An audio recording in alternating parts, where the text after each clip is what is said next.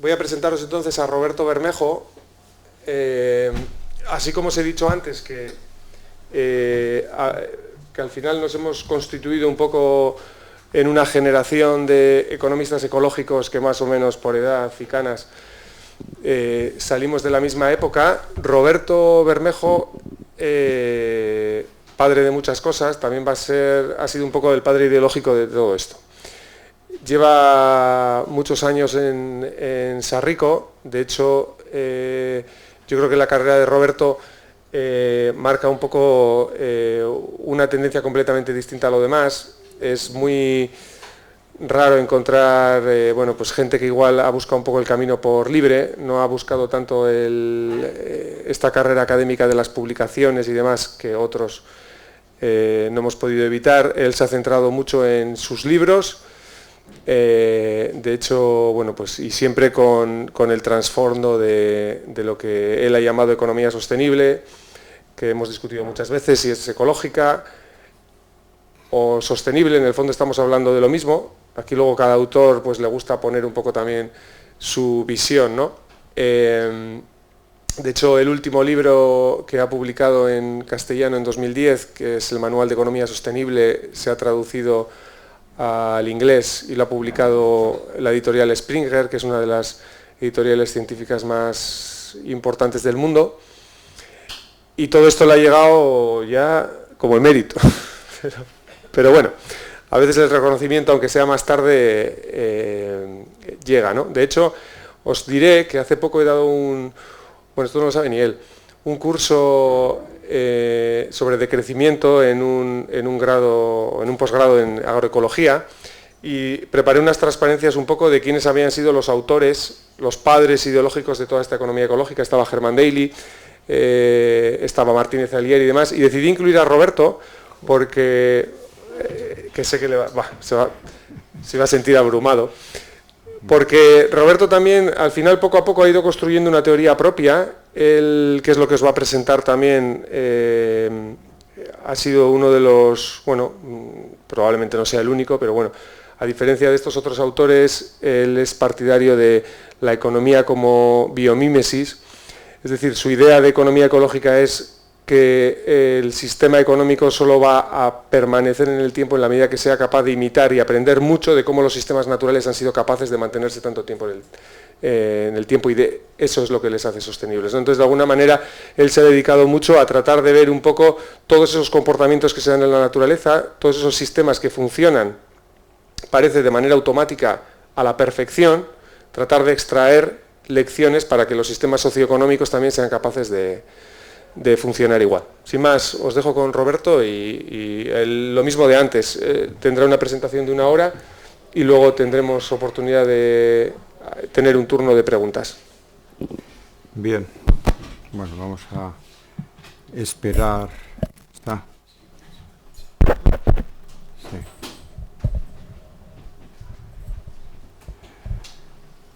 Bueno, en primer lugar, bueno, no sé si agradecer o darle un pescozón a David por ponerme donde me pone. Pero bueno, pasando de eso, el trabajo que os voy a presentar no es nada pedagógico, lo admito. No, en el sentido de que hay demasiado texto, pero aparte de dar esas bases y esos principios de lo que para mí es economía sostenible, pero lo dicen otros muchos autores, lo que pasa es que yo veo que no profundizan en lo que para mí es la base de todo el enfoque, es el enfoque biomimético, que no puede ser de otra forma.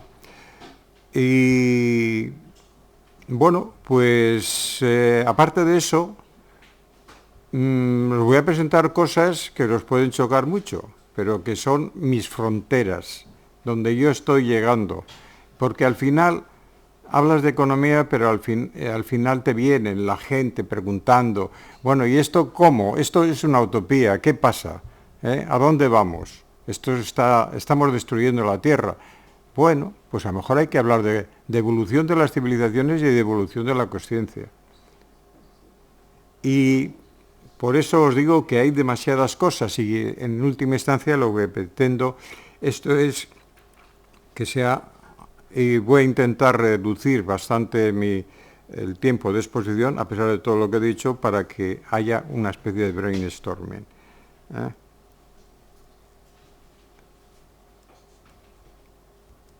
Bueno, en primer lugar, antes estábamos hablando al final de la estupenda charla de Unai, que hay una preocupación creciente sobre los temas de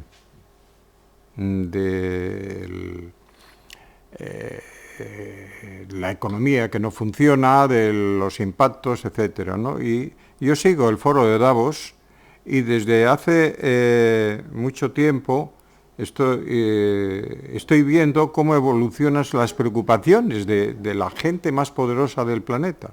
Todos los años hace un análisis de riesgo y aquí ya veo un problema que yo tenía. ¿Y este cuál es? Bueno, tenía 2014 y no sé, pues no ha salido, en verdad igual.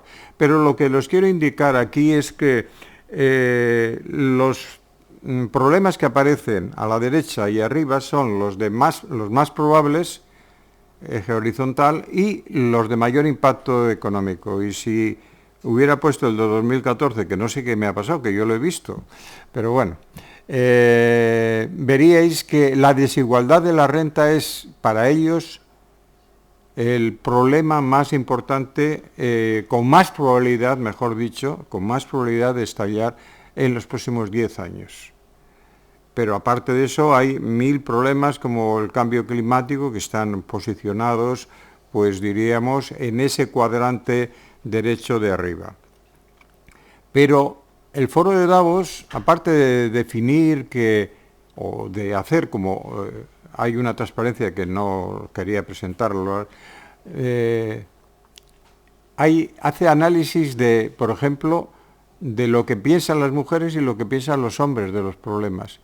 Y es impresionante la diferencia que hay entre mujeres y hombres. Las mujeres percibís con mucha mayor claridad los riesgos que estamos viendo según estas encuestas. Pero la idea fundamental es que no se trata de una colección de problemas, sino de un problema sistémico. Todo está relacionado. Y en el centro, ahora no sé, no, aquí no viene, joder, qué desastre. Es el de la mala gestión a nivel global del sistema económico. La falta de un pilotaje adecuado, ¿no? Y lógicamente ese es el core, el centro de todo, ¿no? Hay ya muchos pensadores que nos plantean que esta civilización está a punto de colapso. Hasta Christine Lagarde dio en febrero de este año en la City de Londres, frente a todo el mundo financiero, una conferencia que a mí me ha dejado asombrado, porque habla de moral, de ética, porque dice, da unos datos de desigualdad de renta impresionantes, todos datos del Fondo Monetario Internacional, pero es que les dice casi al final, es que esta civilización está near the tipping point, está cerca del colapso, cerca del precipicio. Eso da una idea de que, bueno, pues aquí, si los economistas no se enteran, muchos, hay otros que sí, de que las cosas son muy graves y que no pueden seguir con el mismo lenguaje, pues la realidad es tozuda y nos va a llevar por caminos que esa gente, por lo menos, nunca hubiera imaginado. Ya se están viendo, como he dicho. Bueno, ¿por qué no cambia el sistema? Para mí, porque hay un paradigma dominante, no solo para mí. Es lo que yo digo, lo dice mucha gente, ¿no? En primer lugar, hay una visión antropocentrística. La especie humana es la superior. En el triángulo de taxonomía de especies que plantean los biólogos, los primates están arriba del triángulo. Y claro, en el punto más alto están los seres humanos, los seres perfectos, los seres superiores. Por lo tanto, ese ser superior es dueño de la naturaleza que está a su servicio. Y la naturaleza es hostil y caótica, no os creáis, nada de orden perfecto. Cuando alguien ve una situación de violencia, de desorden total, dice esto es la ley de la selva. Claro, esa es la visión. Por tanto, hay que dominarla y ordenarla. Luego utilizan normalmente un pensamiento lineal y mecanicista. Un sistema complejo se puede entender cogiendo las partes, analizándolas y decir, y esto vale. Pues no, los sistemas complejos no se pueden entender fácilmente. Nadie los puede entender, pero menos con un pensamiento lineal y mecanicista. La felicidad es tener más. Eso se repite muchas veces. Por ello la economía tiene que crecer de forma ilimitada, porque se nos va en ello la felicidad, supuestamente. La ciencia y tecnologías nos va a resolver los problemas. La civilización capitalista es la única civilización que no ha tenido ninguna religión. Pero tiene una, que es... Y además una religión, curioso de los economistas, que no tienen ni puñetera idea de tecnología. La ciencia y la tecnología nos va a salvar. Es una contradicción monstruosa, a mi modo de ver. El mercado libre es eficiente, por supuesto, y recompensa a cada uno según sus aportaciones. La competencia impulsa el crecimiento y la eficiencia económica.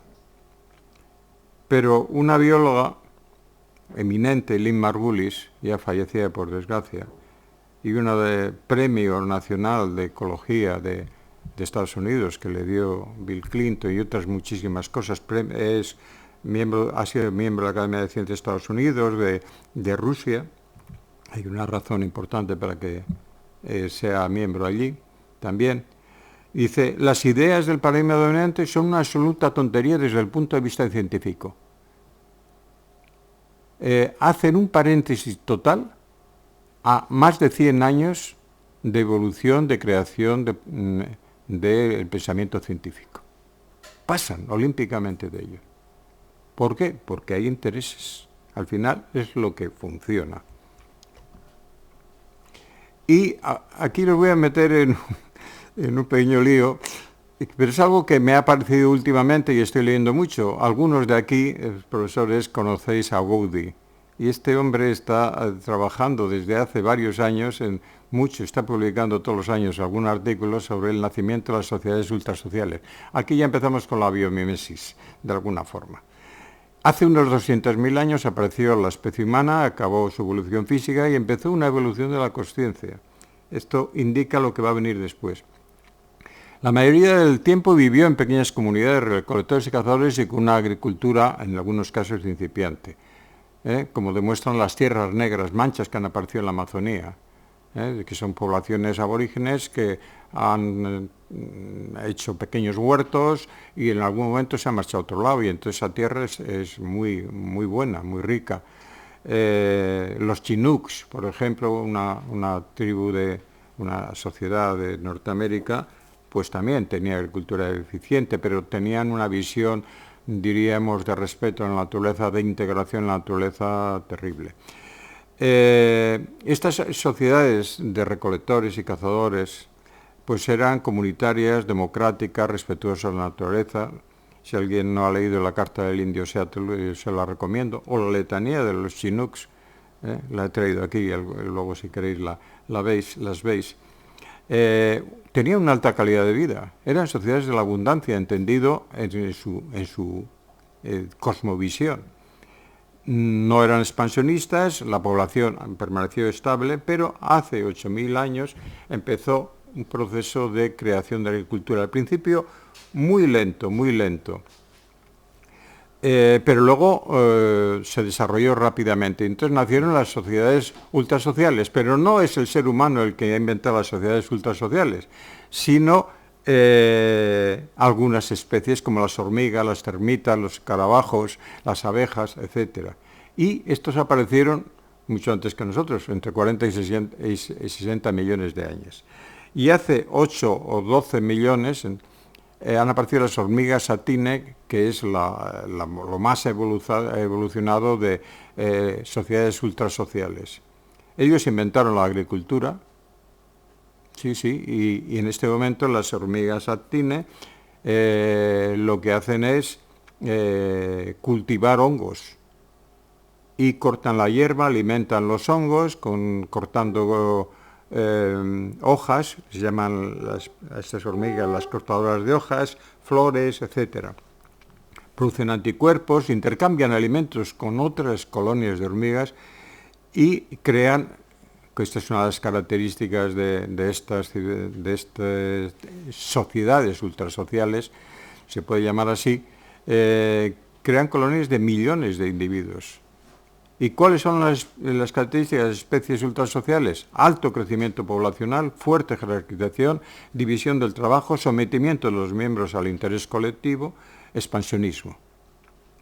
Expansionismo, esto hay que cogerlo entre comillas, porque en última instancia en la Amazonía, donde se han impuesto, que son el 2% de las especies de los insectos, pero el 50% de la biomasa, están realizando una función importante.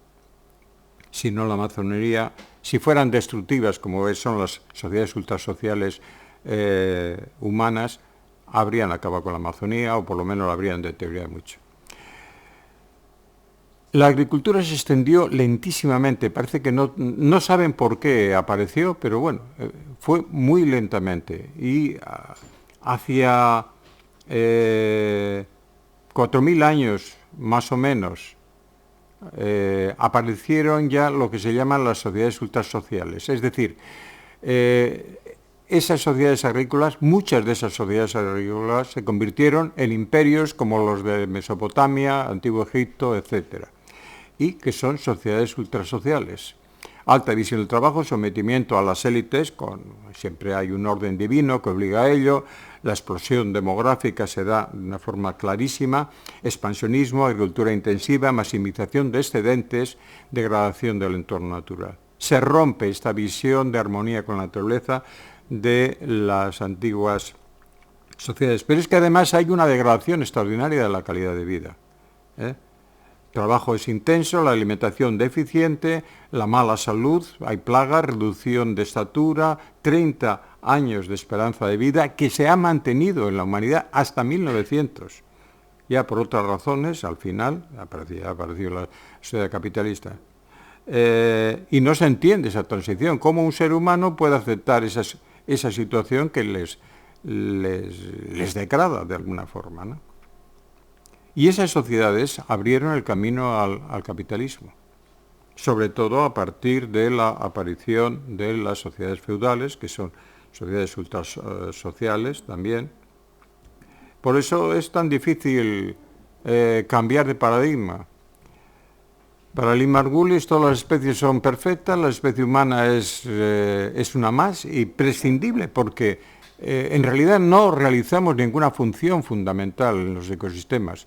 Hemos aparecido al final. Si tenemos alguna función, no será esa, la de sostener el ecosistema global. No. La realidad es que el análisis lineal y mecanicista no sirve para comprender la realidad. El mercado se ha regulado para alcanzar la sostenibilidad, eso es evidente. Las tecnologías naturales son infinitamente superiores a las nuestras.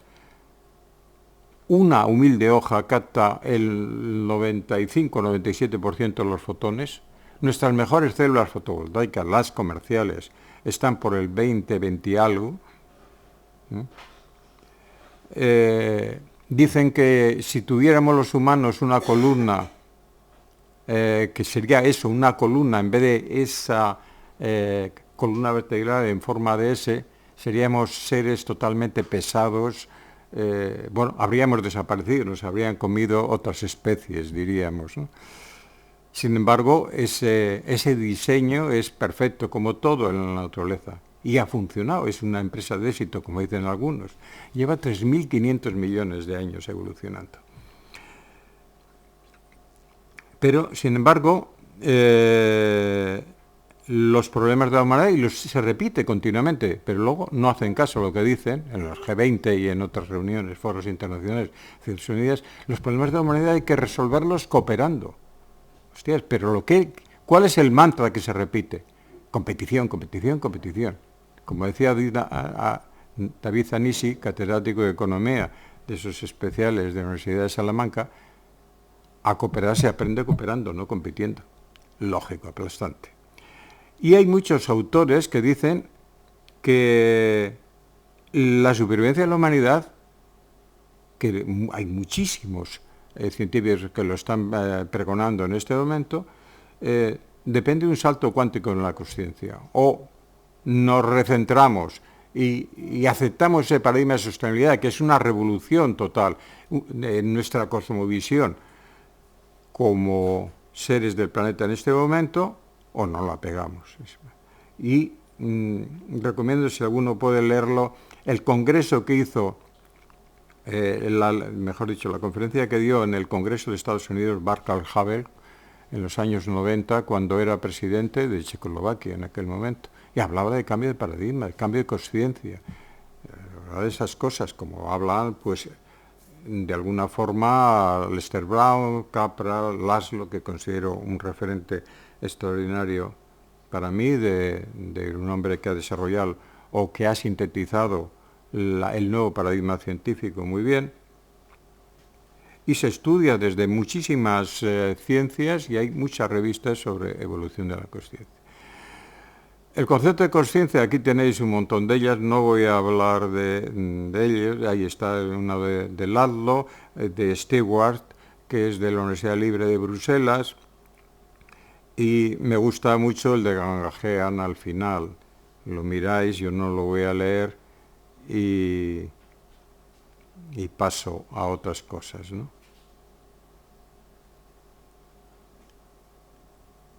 Te voy a seguir leyendo.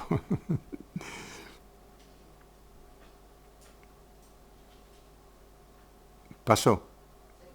Vale. Los elementos que impulsan la evolución de la conciencia. Para mí, la nueva ciencia, el nuevo paradigma científico es muy importante. Porque han desarrollado cientos de miles de científicos, no estoy hablando de una minoría, un relato que intenta explicar todas las anomalías que la ciencia convencional no quiere saber nada. Desde el Big Bang, como se produjo, el nacimiento de la vida y la evolución rápida en este planeta, la correlación no local instantánea que se está demostrando que existe en todos los campos, en el campo de la física, la biología, en las sociedades, cómo un cuerpo material puede albergar conciencia, no es entendible, algo inmaterial. Al final somos polvo, dicen los evangelios, ¿no? Todo. Bien, ¿y qué? Pero parece que hay algo de espíritu o de mente o algo por ahí. Nadie sabe cómo explicarlo, por lo menos la ciencia convencional. ¿Cómo puede tener coherencia y funcionar el cuerpo humano con 100.000 millones de células, 1.000 millones que mueren y se regeneran al día? Y cada célula procesa 10.000 reacciones bioquímicas por segundo, con impulsos nerviosos, con reacciones químicas. Es imposible, no puede funcionar. Y nadie entiende o descartan que eso sea real, las premoniciones, la telepatía, la visión de distancia, la cura a distancia y muchas cosas de esas.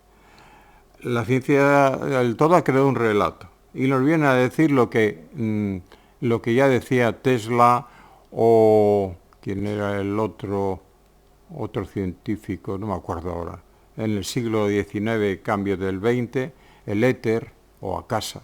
Akasa, según los indios, es el principio de todo. No es Dios, no, ellos nunca hablan de Dios, no existe, no, para ellos no es nada. Que es el universo no manifiesto. Se ha descubierto que el vacío cósmico no está al vacío, está lleno de campos electromagnéticos, campos energéticos, como los gravitacionales, pero también es un campo inmenso de información, que eso es Akasa. Y han descubierto algunos autores pues el infoplasma, pero eso hablaré luego. Está demostrado que una partícula divides en dos, la mandas al infinito. Si tocas a una, la otra replica, la otra parte.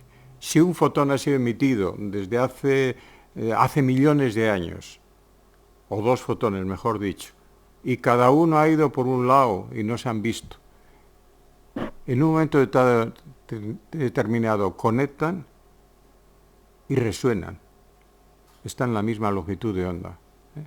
Eso. Está demostrado que hay civilizaciones que han replicado lo que otras civilizaciones en el mismo momento y no han tenido ningún contacto. Las pirámides en Latinoamérica o en el norte de África, los motivos en las cerámicas, la forma de hacer cerámicas, mil cosas. Se ha demostrado que cuando se empieza a desarrollar el aprendizaje de un nuevo conocimiento, cuesta muchísimo. En la medida que se va replicando, cuesta cada vez menos. Y nadie tiene contacto. Ese curso se está dando en Australia y luego mañana otro día otro curso se da en Chile. Y ese cuesta menos. Entonces, ¿qué te dicen?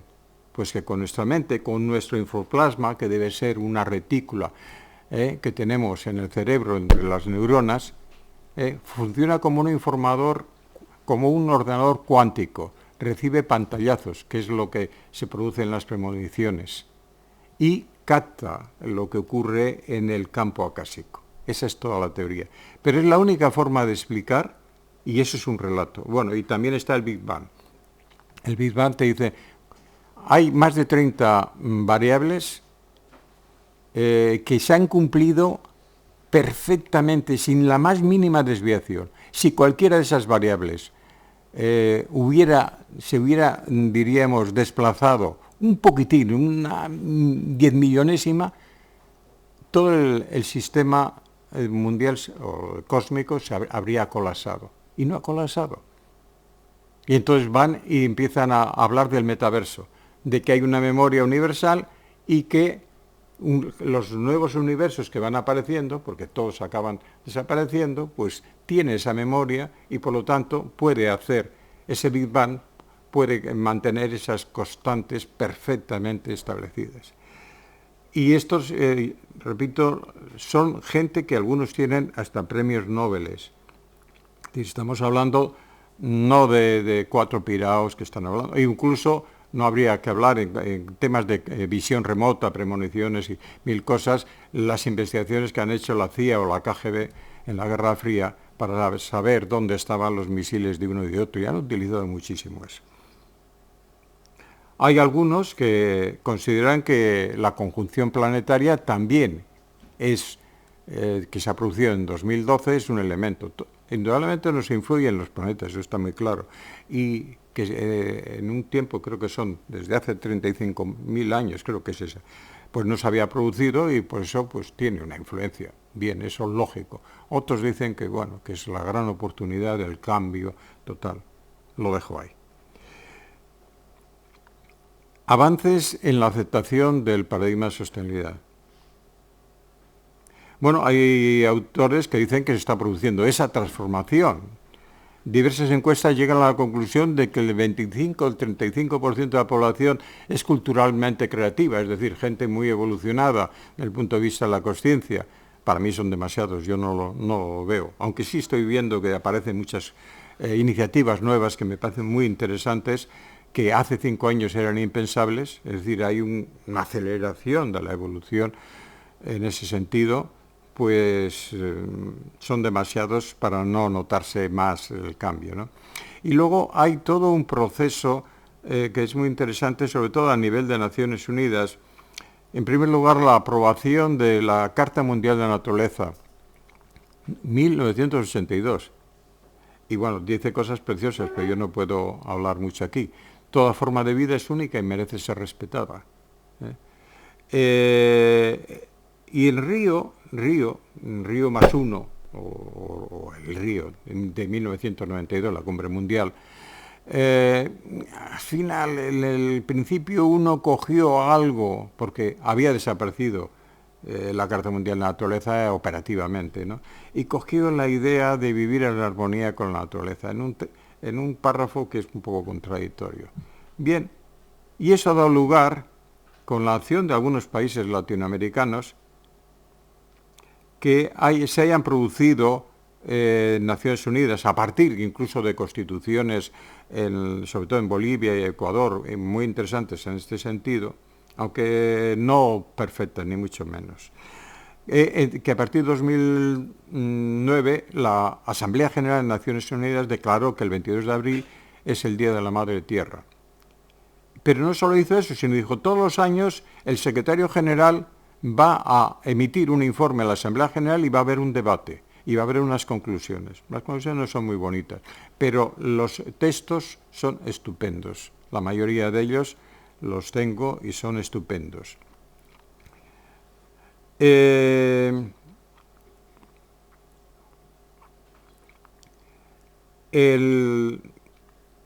informe de Río +20, se celebró en Río 2012, una nueva cumbre mundial, pues mete dos elementos que no está mal, pero es un salto sobre lo anterior, pero es pobre.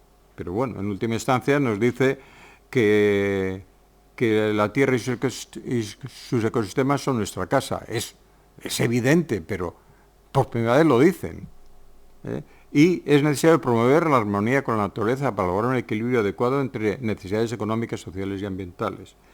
Luego ha aparecido todo un movimiento de derechos de la madre tierra que a mí me chirría un poco, pero es un avance indudablemente y no tengo mucho tiempo de explicar por qué me chirría.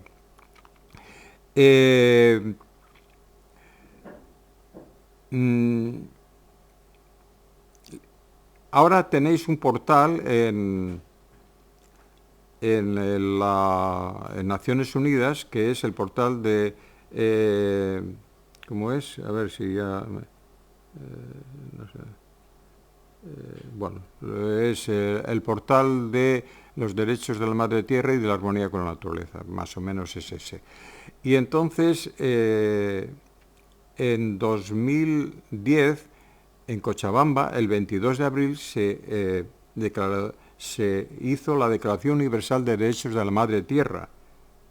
La Madre Tierra es un ser viviente, la Madre Tierra es una comunidad autorregulada, única e indivisible, de seres interrelacionados que sostiene, contiene y reproduce todos los seres vivientes. La Madre Tierra y todos los seres tienen los derechos inherentes reconocidos en esta declaración. Y lo interesante del tema, lo tengo yo he venido con una carpeta que está ahí. Perdón. Está empezando a haber resoluciones judiciales. El Tribunal Internacional de Justicia pues acaba de dictaminar que en unas prospecciones petrolíferas en Ecuador, no voy a encontrar yo, pues parece que no, no, está por aquí, así. Unas prospecciones petrolíferas que empezaron hace 20 años y ahora le reconoce que se vulneran los derechos de la comunidad. Y aquí tenéis a los jefes indios celebrando esto y a la ministra de Justicia de Ecuador pidiendo perdón por lo que han hecho. No sé lo que vendrá después, yo no he tenido tiempo de seguir. Pero luego también, bueno, me llama la atención que el Tribunal Internacional de Justicia se meta ya en estas cosas. La primera vez que yo conozco, tampoco sigo este tema, lógicamente, pero luego hay gobiernos que están reconociendo derechos de poblaciones aborígenes, como en Australia, la anterior primera ministra Gilley, laborista, pues le reconoció a los aborígenes derechos sobre la tierra, y en Nueva Zelanda el gobierno acaba de aprobar que una comunidad, me imagino maorí, tiene todos los derechos sobre un río que es su medio de vida, etcétera. Es de ellos, ¿no? Bueno, pues cosas que están avanzando. Entramos en el concepto de sostenibilidad. Aparece en primer lugar en la Confederación Iroquesa, en el Gran Libro de la Paz, que evalúan los impactos de cualquier cambio que quieran introducir durante 7 generaciones, para ver si aquello es sostenible o no es sostenible. Y luego ya en tiempos modernos pues aparece en el siglo XIX un libro sobre economía de la silvicultura de un forestalista, Karl Korlovich, y que habla ya de sostenibilidad. Haciendo grandes simplificaciones, el informe Brundtland es el primero que, diríamos, publicita mucho, se acepta el concepto de desarrollo sostenible y con ello el de sostenibilidad. Aunque yo pienso, como otros muchos autores, eso es un oxímoron, porque desarrollo que normalmente quiere decir crecimiento ilimitado y se pega con sostenibilidad, pero por primera vez aparece sostenibilidad. Y además lo admite claramente que sostenibilidad es protección de la naturaleza. Continuamente está hablando de desarrollo sostenible o desarrollo y medio ambiente. Y protección del medio ambiente, mejor dicho, ¿no? Bien. En realidad eso les pone muy nerviosos a los poderes de este mundo, y Enrico Maciel, a pesar de que aparece en el templete, diríamos, de su informe, el desarrollo sostenible y tal cual, al final nos mete el Green Growth, el crecimiento verde. Ahí ya no hay ninguna duda de que se está hablando de crecimiento.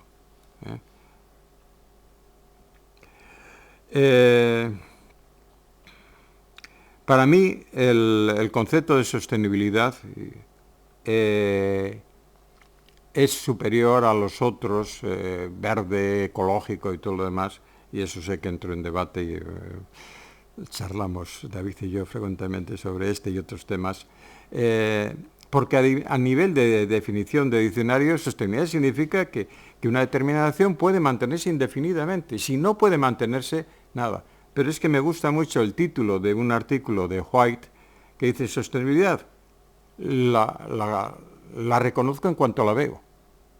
Es de cajón. Si una actividad le dices, bueno, esto que están haciendo, ¿se puede mantener indefinidamente? ¿Sí o no? Si no, fuera, no vale. Y al final, como dicen muchos, ¿está en la naturaleza? Si no está en la naturaleza, no funciona, porque es la medida de todo. No, voy para atrás.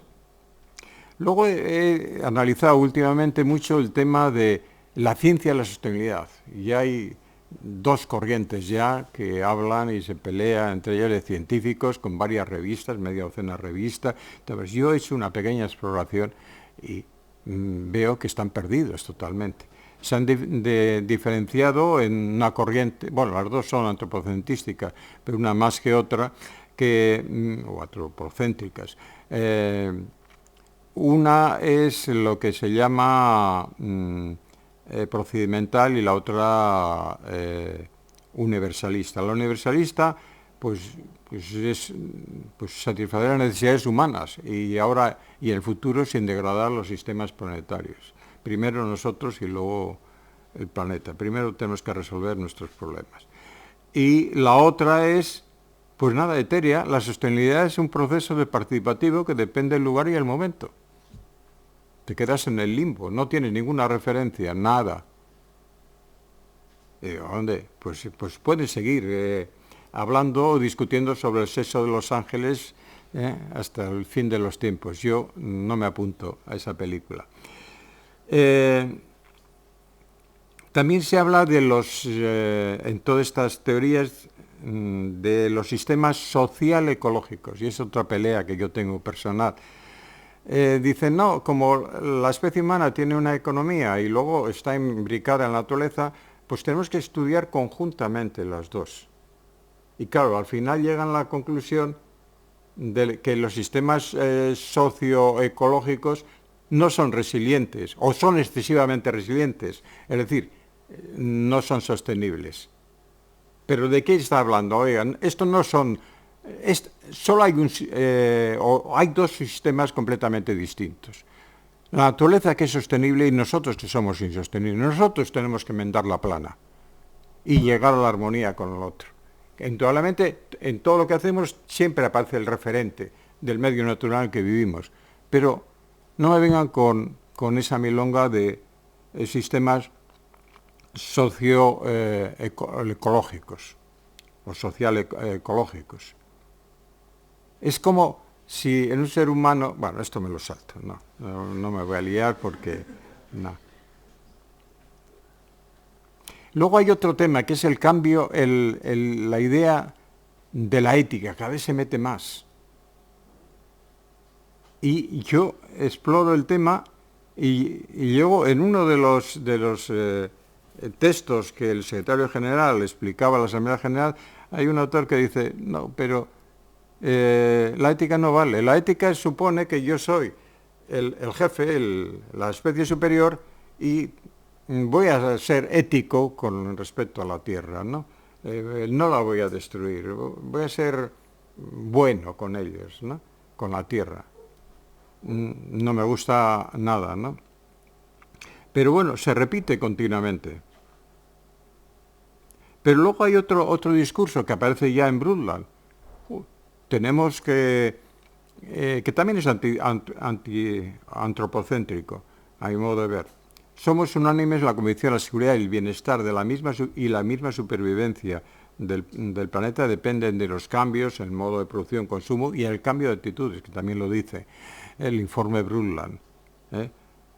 Y otros dicen, debemos convertirnos en guardianes de la Tierra, que es de la Asamblea General, en la 67, en la reunión 67 de la Asamblea General de Naciones Unidas. Y luego, pues hay otra cita que no voy a decir. Pero yo me quedo con Grof, con el inmenso Grof, un psiquiatra que me gusta mucho. No podemos violar nuestro medio ambiente natural ni destruir otras especies sin que simultáneamente nos dañemos a nosotros mismos. Esta conciencia está basada en el conocimiento casi celular de que cada uno de nosotros es en última instancia un miembro de la red de vida que habla el indio Seattle muy bien. Continuamente en su carta está diciendo eso. Es decir, si actuamos en contra egoístamente e incluso destruimos la vida de otros semejantes y eso aceptamos que nos desgrada, pues aquí lo que nos dicen es, somos un producto de la madre tierra y destruir a la madre o deteriorarla nos degrada como seres humanos, no está en nuestra esencia. Bien, entonces la teoría de los sistemas complejos nos viene a decir que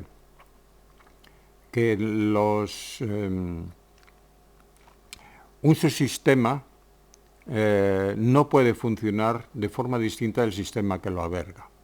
Y en última instancia, la economía humana es un subsistema de la economía general de los materiales y energía de la naturaleza. No es otra cosa. Porque ¿qué es economía? Al final, pues es alimento, materiales, para cualquier especie, energía. Eso es la economía en última instancia. Bien, el mundo está lleno de sistemas complejos. Y son las sociedades, por eso no entendemos los colapsos que se producen en sociedades, etc. Y en la biosfera se organiza en ecosistemas. Un ecosistema es la unidad básica más pequeña capaz de reciclar los nutrientes. Y los ecólogos han definido, decenas de comportamientos, de principios de funcionamiento de los ecosistemas. Yo he cogido algunos y digo, están primero los que yo llamo principios abióticos, también lo hablan otros autores. ¿Y qué es? Vivir de energía solar, una economía circular de materiales, que es lo que hacen muy bien, como hemos visto, los ecosistemas naturales, y Gaia. Gaia es un comportamiento de la biosfera que está actuando continuamente sobre el medio físico-químico, manteniendo las constantes físico-químicas para que la vida pueda prosperar. Es decir, si la biosfera no estuviera mandando continuamente, creo que son 4.000 millones de metano a la atmósfera y 1.000 millones de oxígeno, la composición de la atmósfera llegaría a ser inerte como la de Marte. Si no hubiera cantidad de especies nitrificantes, la Tierra iría acidificándose hasta que impediría, y el agua, hasta que impediría que la vida prosperara. La biosfera mantiene continuamente el CO2 muy estable. Precisamente el neolítico aparece y prospera la agricultura y prospera, diríamos, la humanidad con todos los problemas que hemos visto, es porque esos 10.000 años el clima ha sido extraordinariamente estable. Bien, entonces no debemos degradar los ecosistemas porque hacen una función importantísima sobre el equilibrio, diríamos, el mantenimiento de la biosfera. Y los principios, diríamos, bióticos, pues son los comportamientos. Un ecosistema crece hasta que llega al clímax y coevoluciona con el medio. No hay más crecimiento. Ha llegado a su límite. La diversidad es el seguro de vida de los ecosistemas. Cuanto más diversos, en general, hay límites, pero bueno, en general es bueno para el ecosistema. Es resiliente, es capaz de hacer frente a colapsos por cambios en su entorno. Un ecosistema es una unidad en el paisaje, una mancha, como puede ser un bosque o la cuenca de un río. Por lo tanto, el ecosistema es un ente descentralizado y autosuficiente. Funciona la jerarquía de servicios, no la de poder en la naturaleza. Los grandes ecosistemas ayudan a los ecosistemas menores, les dan lo que llaman los ecólogos memoria. Pero memoria puede ser muchas cosas, aportan especies cuando colapsan o mantienen el régimen de lluvia o... hay otras cosas que no me salen a la cabeza. Y algo que choca normalmente con la mentalidad norteamericana, con esos reportajes de la naturaleza donde el malvado león se come la gacela y todo lo demás, y es una lucha por la supervivencia y todo lo demás, nos dice, como nos dice el eminente Odum, un ecólogo extraordinario, la cadena trófica es una empresa mutualista. El mutualismo es el comportamiento más importante en la naturaleza porque permite que las especies vivan. Es una relación entre especies vital, como puede ser el pequeño pez que va comiendo las excrescencias de las agallas de grandes peces. Se está alimentando y el otro puede vivir, porque si no se ahogaría por falta de oxígeno, y no por estar en el mar. Y infinidad de relaciones simbióticas que se dan entre especies no tienen nada que ver con la lucha. Hay infinidad de especies que viven porque se transforman, diríamos, como diría yo, tienen mimetismos. Andando por la Amazonía una vez, un biólogo me dice, mira el suelo, y veía hojas secas y tal, y no veo nada. Mira más. Y había una ranita que se mimetizaba perfectamente con el entorno, ¿no? Por lo tanto, hay que dar la vuelta al calcetín, porque nada de eso lo mantenemos.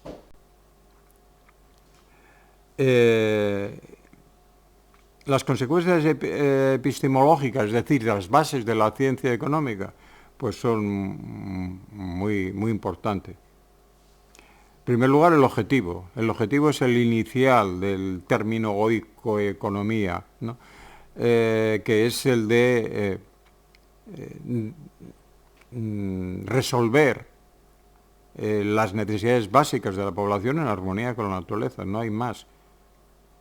No es la acumulación de riqueza, no es la acumulación de poder, resolver necesidades mínimas.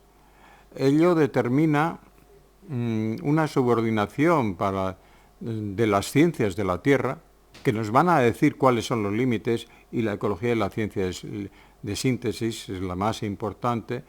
Las ciencias sociales, la psicología, la antropología, la medicina, etcétera, definen los parámetros del bienestar. Y a lo mejor la economía tiene el estatus de dentistas que decía Keynes, pero no más. Va a estar subordinada tiene su campo de actuación autónomo, por supuesto, pero va a estar subordinada a los límites y a la información que le dan las otras ciencias. La economía no puede ser nada más que dual, monetaria y física. Necesitamos el dinero para movernos en una realidad compleja, pero hay que hablar de los flujos de materiales y energía, como se ha hablado anteriormente, ¿no? Y hay que buscar la eficiencia sistémica, no la eficiencia parcial de que una empresa o un país y todo lo demás. Es lo que dice Schut, un ecólogo también, que al final transporta, como tantos otros, sus conocimientos naturales a la economía, un alto grado de eficiencia en los sistemas humanos que se alcanza con un alto grado de diversidad, una amplia cooperación y coordinando e integrando los puntos de vista marginales de las eficiencias parciales en una perspectiva general. Es decir, un sistema integrador. Pero es el sistema el que hay que buscar la eficiencia, y la eficiencia al final va a venir por si resolvemos las necesidades de la gente y si vivimos en armonía con la naturaleza, y si no, pues desapareceremos. Las herramientas, con esto voy a acabar, o creo que voy a acabar, planificación estratégica de la transición, reforma fiscal ecológica, las subvenciones que están dándose en este momento a los combustibles fósiles y a otras actuaciones insostenibles, es un escándalo. Estamos financiando la destrucción del planeta, como dijo uno de los firmantes del informe Brundtland, al pasar por Bilbao a Johannesburgo, a la cumbre mundial del Río 2010, no, ¿cuál fue? 2002.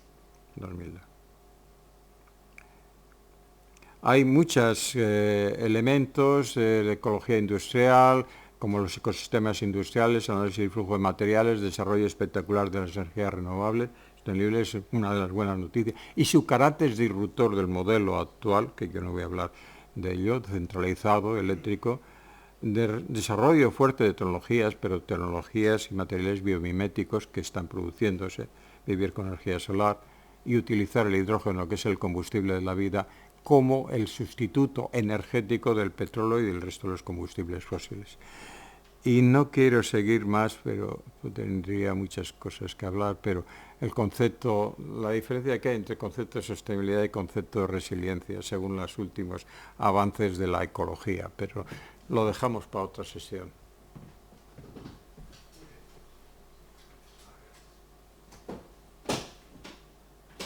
Menudo lío.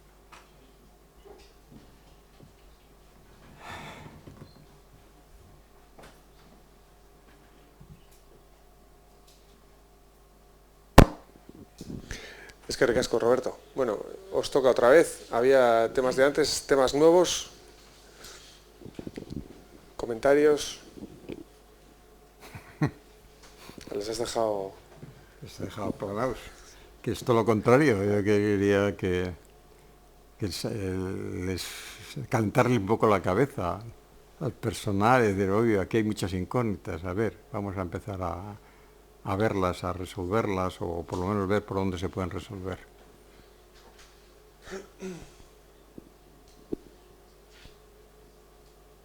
Yo no voy de aquí, sin debate.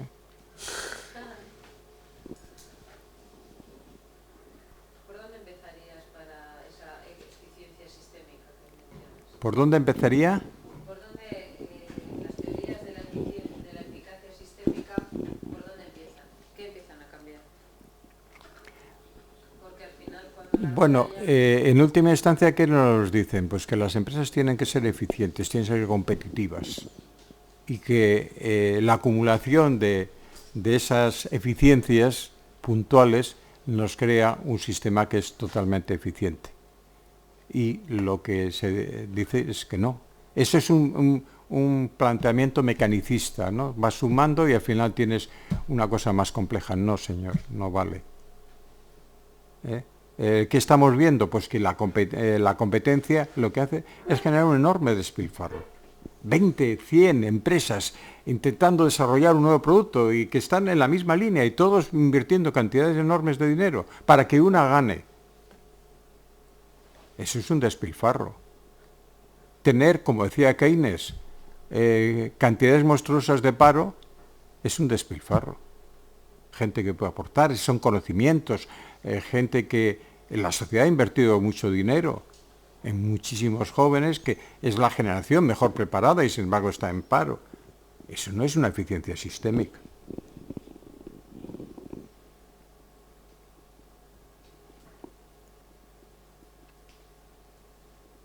Más.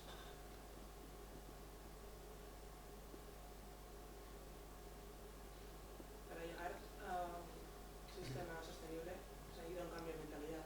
¿Tú ves posible ese cambio de mentalidad? Pues eso es lo que he intentado.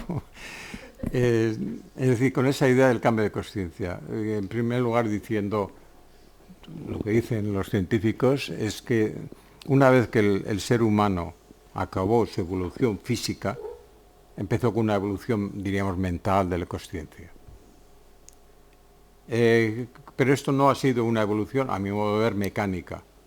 Ha sido una evolución con altibajos, ¿no? que ha pasado de una conexión muy fuerte con la naturaleza en las antiguas civilizaciones, bueno, no le llamaríamos civilizaciones, comunidades de recolectores y cazadores y agricultura incipiente, ha pasado por muchos elementos, bueno, y también de una no comprensión de fenómenos que había, y entonces aquí aparece la mitología en las sociedades primitivas.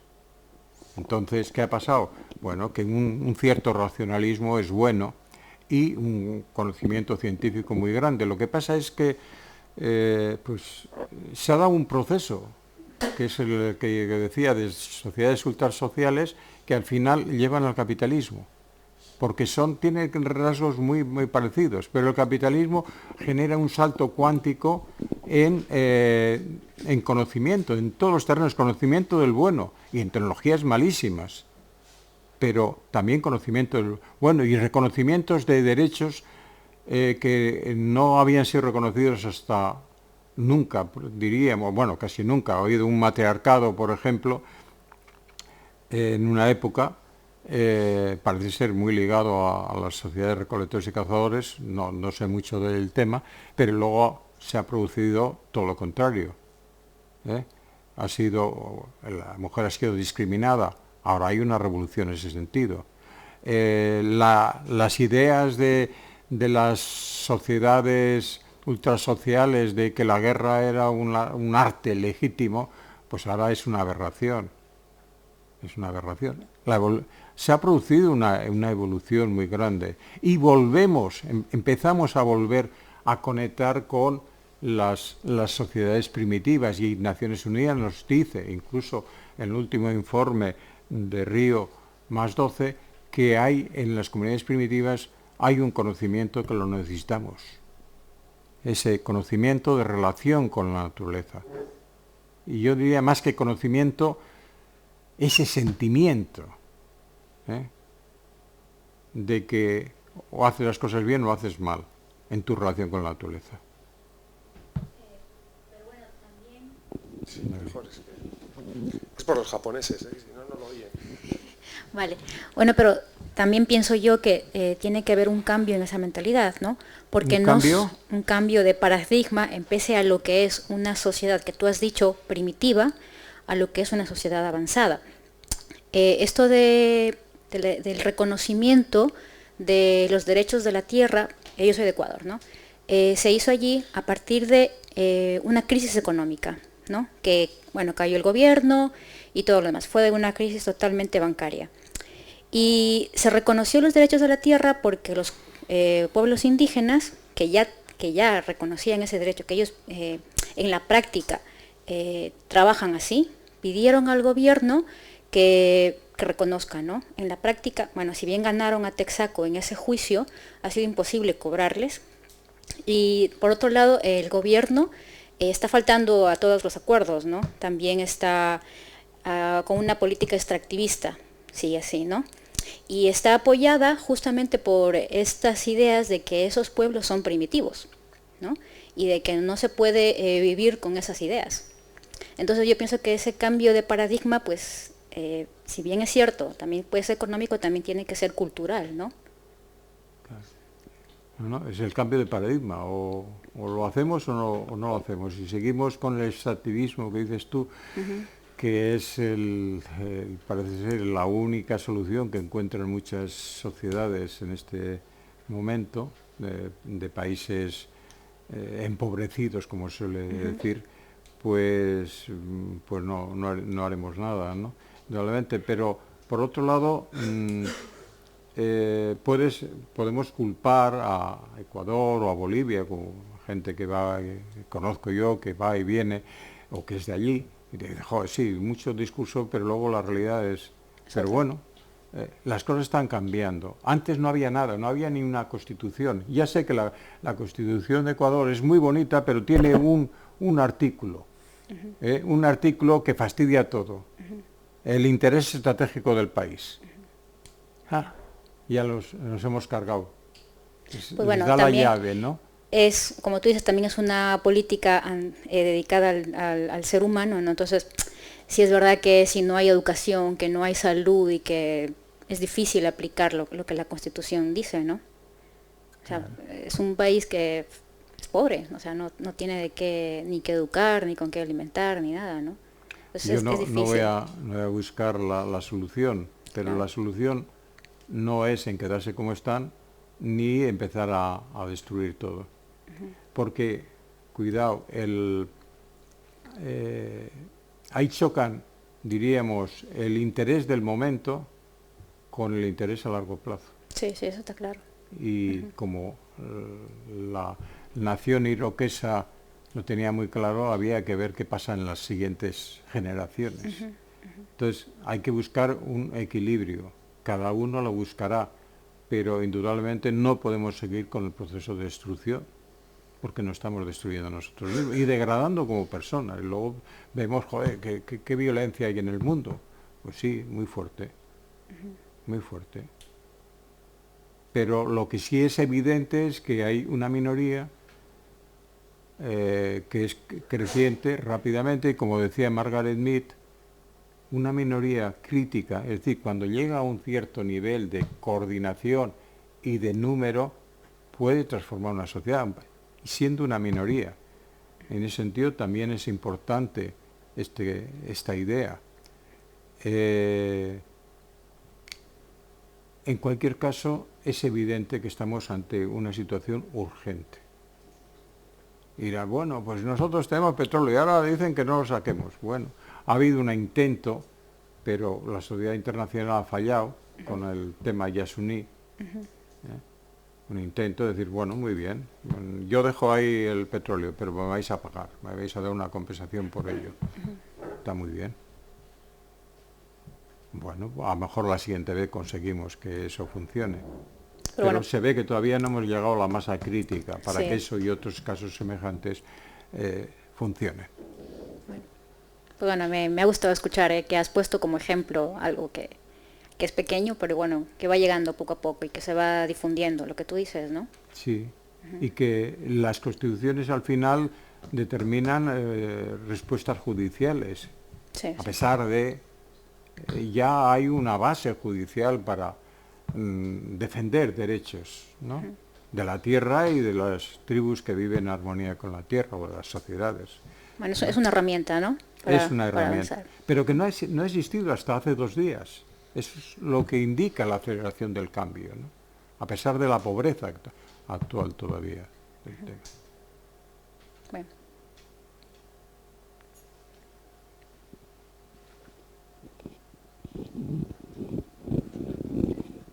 Hola. Bueno, yo acabo de empezar el doctorado ahora y quiero hacerlo sobre finanzas sostenibles. Y cuando la gente me pregunta de qué lo voy a hacer y les respondo que de finanzas sostenibles, me dicen, pero si eso no existe, eso no puede ser. Entonces quería saber un poco su opinión, porque realmente yo sí quiero pensar que de alguna manera las finanzas pueden ayudar a hacer que la sostenibilidad medioambiental y la sostenibilidad social se consigan. Bueno, los poderes de este mundo están muy preocupados de la actual situación financiera mundial, donde hay una lo dice Christine Lagarde muy claramente, es totalmente especulativa y no lo controla nadie y crea explosiones como las que hemos visto, es fraudulenta, como hemos visto, como han manipulado el Euribor, como en la banca norteamericana el Goldman Sachs y compañía pues han hecho lo que les ha dado la gana, han manipulado todo lo manipulable en el mundo y nos han vendido como con un rating extraordinario, bonos basura, etcétera, etcétera. Esa es la realidad. Lo que te están planteando muchos, y yo en esto pues no te puedo, no he profundizado, aunque es una de mis asignaturas pendientes. Si sale mi nuevo libro, voy a hablar de eso también, si sale. Es el tema de todas las iniciativas que hay de banca alternativa, infinitas, y desde los que te dicen, no, si es que el dinero lo tenía que crear el gobierno, no los bancos privados, generando una burbuja enorme de deuda, que es como funciona, hasta que estalla, ¿no? Gran Bretaña tiene una cultura muy importante en ese terreno, de sociedades, de cooperativas, de muchas figuras, no me acuerdo ahora los términos, que al final pues son unas finanzas comunitarias. No digo que no exista la City, por supuesto que existe, y que no creo que le esté haciendo mucho bien a Gran Bretaña, pero bueno, eso ya sería otro tema. O sea que te animo a explorar el terreno.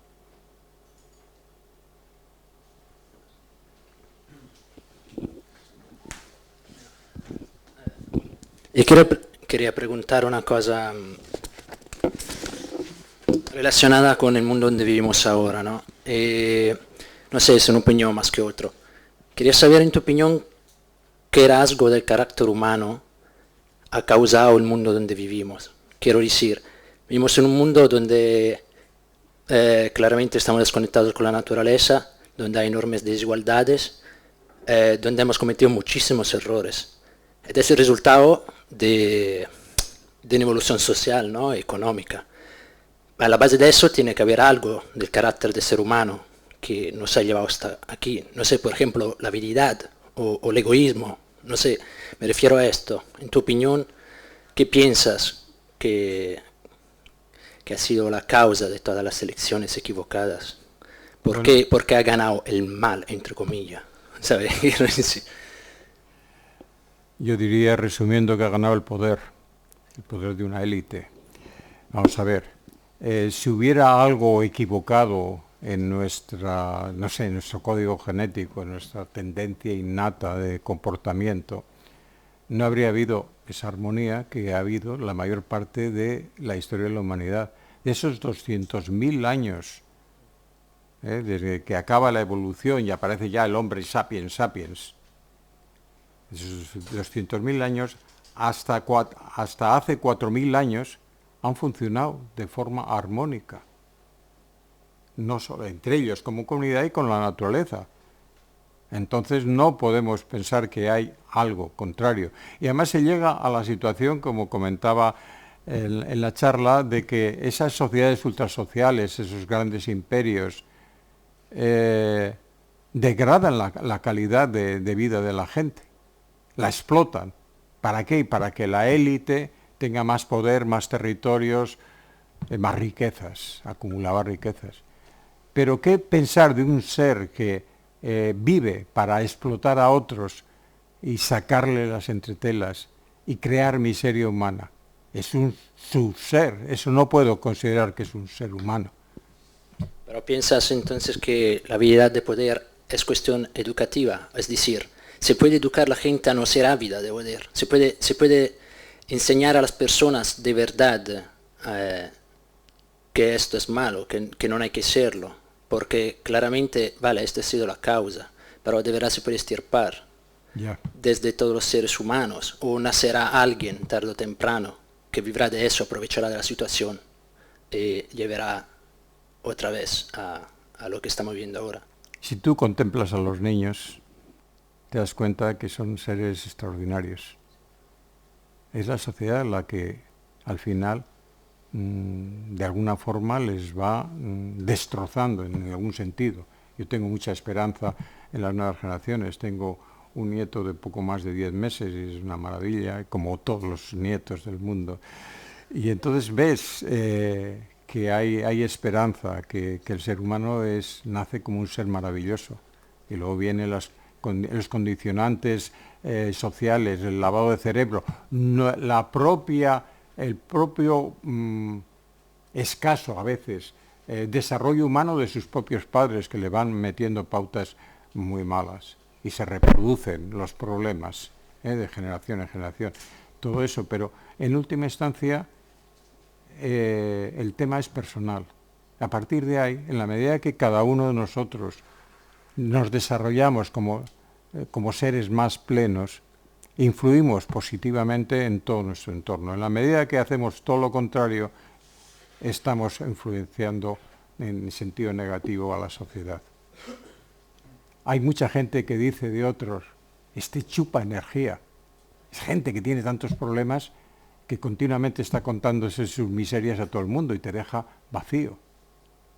Es un ser que está perdido. Hay otros que dices, joder, qué personalidad, qué tío o qué tía más impresionante. La sientes la humanidad. Es una persona desarrollada, lo percibes. Esa es la tarea de cada uno. Aquí no hay recetas. O tienes un impulso interior que no sabes de dónde te viene, de que tienes que cambiar tu vida y tienes que... Las tonterías que sigues cometiendo hay que acabar con ellas, cosas por el estilo, o no lo tienes y sigues en tu mente egocéntrica dándole vueltas a las mismas tonterías, que al final son tonterías porque te estás perdiendo todo tu enorme potencial como persona, que lo tenemos todos, lo estás perdiendo.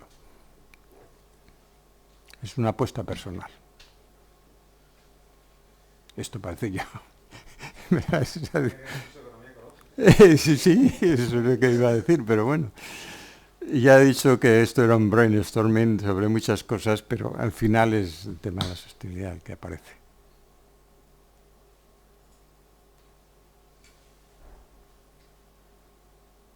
¿Algún comentario más?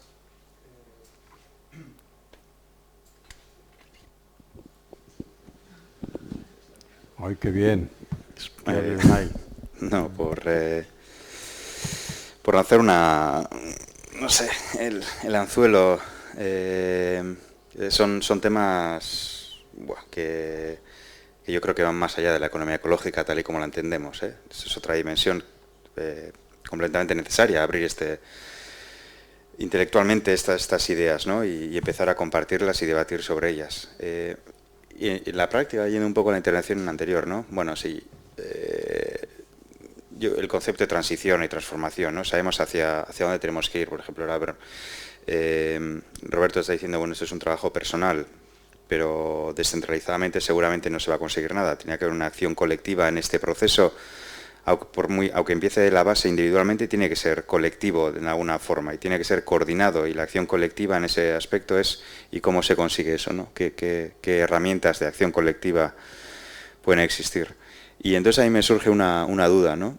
Que es, yo no sé si eso es ser pesimista, optimista o realista, no lo sé, pero muchas veces yo entiendo la situación en la que estamos, que tiene que ver con el poder de unas élites, de tratar de reproducir ese poder como objetivo en sí mismo, la reproducción social de esa situación privilegiada, de seguir manteniéndola a costa de otros intereses y, en este caso, otras personas y el bienestar de otras personas, que muchas veces, por ejemplo, existen muy buenas prácticas. En Inglaterra se ha hablado, ¿no?, de los transition towns, puede haber, hay experiencias que se están dando a nivel internacional, las constituciones en Ecuador, o sea, hay como puntos brillantes en esta oscuridad, ¿no? Como donde querer agarrarse y tratar de ver cómo se puede organizar todo eso, sacar lo mejor de cada experiencia para seguir avanzando en esa transición. Y a mí me ocurre la duda, ¿no? Si a esa élite, no sé cómo calificarla, no sé cómo articular esa idea de una élite, llámale financiera, poderosa, que que es como la que maneja los hilos y tal, ¿no? ¿Hasta qué punto permite este tipo de situaciones, ¿no? Las permite, por eso se dan, por si no, yo pienso que si son tan poderosos no las permitirían estas situaciones.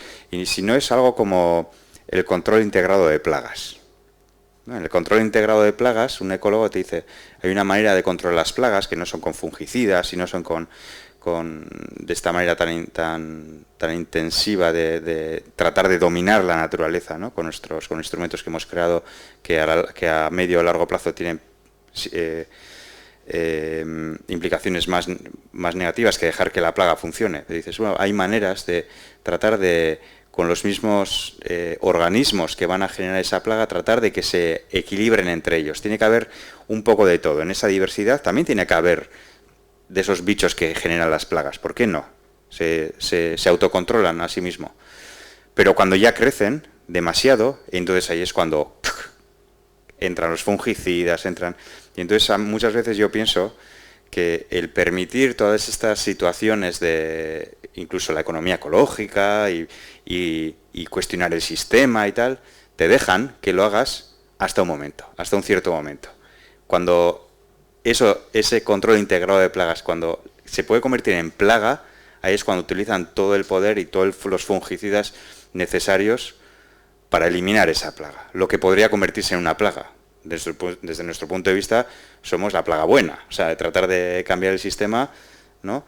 Y para los que gestionan el sistema y quieren mantener el status quo, esa es mi duda, ¿no? Te dejan hasta un espacio, incluso ese espacio es muy productivo porque puede hacer que su sistema o sus ideológicamente, etcétera, cada vez sean más fuertes, más competitivos, se tienen que entrenar con esa posibilidad de crear una plaga, ¿no? De que exista una plaga.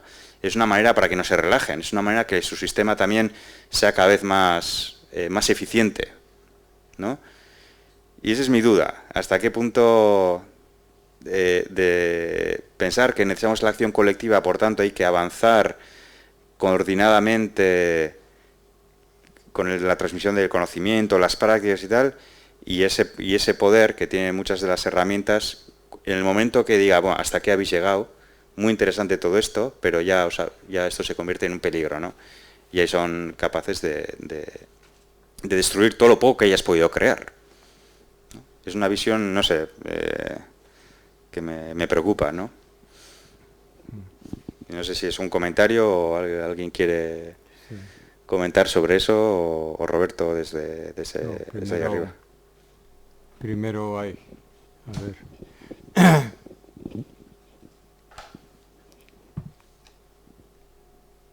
Nada. Bueno, vamos a ver.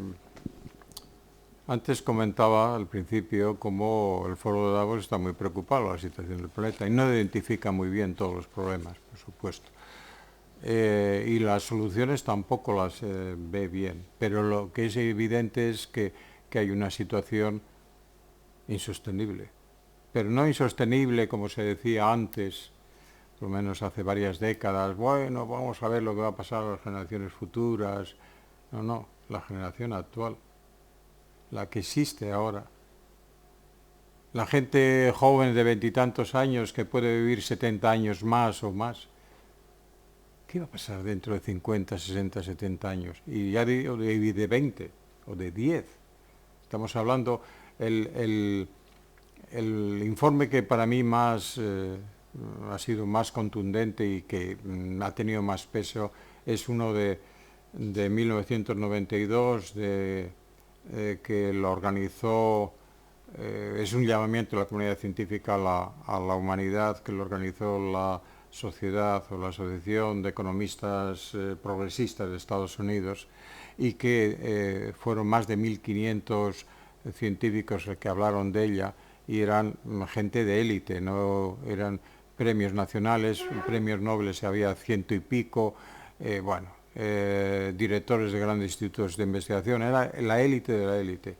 Y nos decía, quedan 10 o una década o muy pocas más antes de que esto sea un desastre total.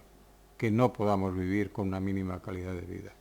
Y ha pasado no una, sino dos y ya va para la tercera.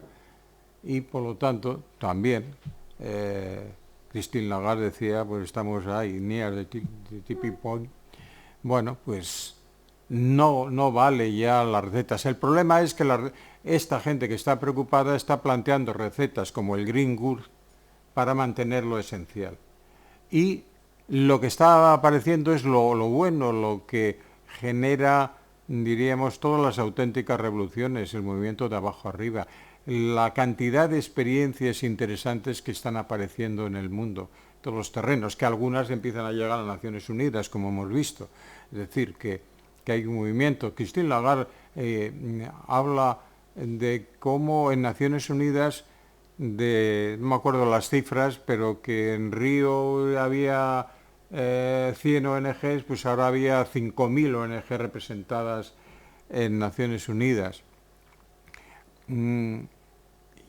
Se está produciendo como una explosión que no se puede controlar porque es de abajo arriba, pero que va a haber pelea en el momento en que empiece a amenazar, como dices tú, los centros de poder.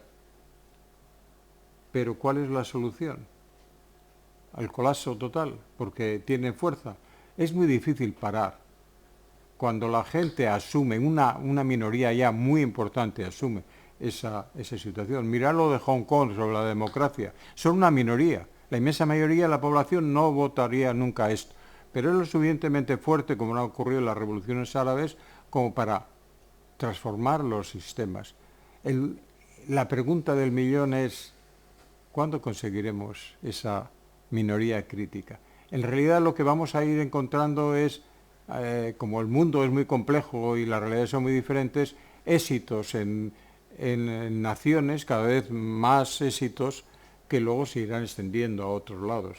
¿Llegaremos a tiempo a evitar el gran desastre o no? No lo sé, pero me da igual, ya es que no hay ninguna, diríamos, opción alternativa. Pues seguir trabajando y mejor, y coordinarse más para ir avanzando en esa dirección. No queda más. Ellos van a resistir, pero también sabemos sus puntos enormemente débiles, que el sistema no aguanta.